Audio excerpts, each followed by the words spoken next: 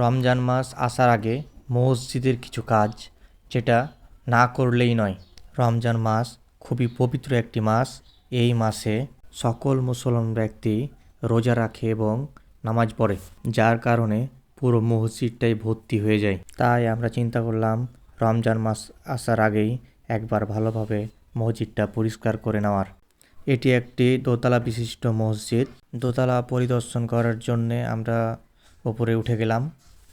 দেখছি প্রচুর পরিমাণের ময়লা, যেটা দেখে হতভম্ব, কারণ অনেক দিন যাবৎ দোতলা ব্যবহার করা নেই।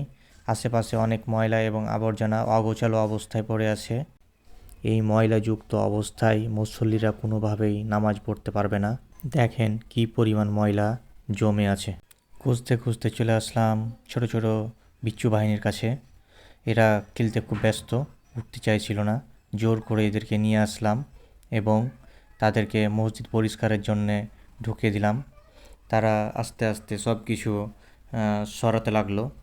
আমরা প্রথমে নিচতলার ময়লাগুলো ঝাড়ু দিয়ে বের করার সিদ্ধান্ত নিলাম।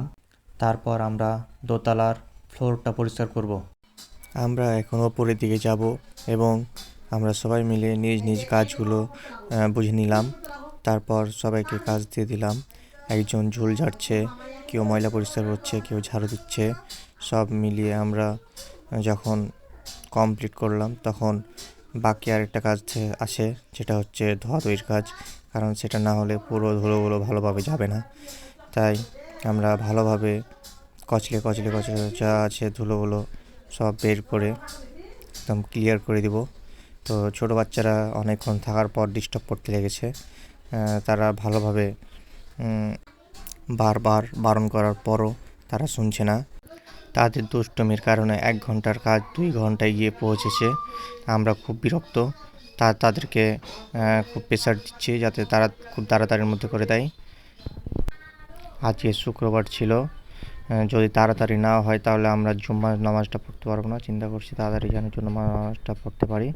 তাই তাদেরকে তাড়াহুড়া করে ক্লিনটা করলাম।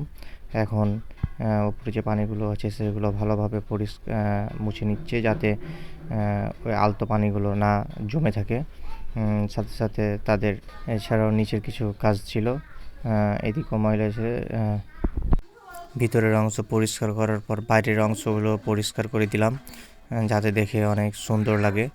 এবং এটা হচ্ছে আমাদের মসজিদ। তারা পানি দিয়ে এগুলো ধুয়ে বের করে মসজিদ পরিষ্কারের কাজ ফুল কমপ্লিট করে দিলাম।